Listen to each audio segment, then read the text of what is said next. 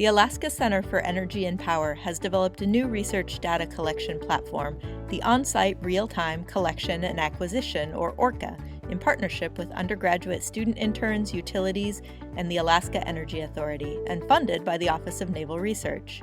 ORCA is a plug-and-play device that allows easy remote collection of Powerhouse load data.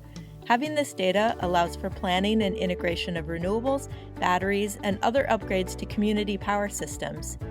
ORCA enables seamless and secure collection and transmission of high-resolution Powerhouse load data from existing Powerhouse sensors. The collected data is used for improved power system planning and system troubleshooting. It also enables customized design of renewable energy and energy storage systems, which is key to ensuring systems perform optimally and deliver the promised cost savings. There are 3 ORCAs with 4-second electrical load data collection instrumentation packages that have been installed in various size community powerhouses in Alaska. In one location, the data helped identify a phase imbalance causing the community powerhouse to trip offline.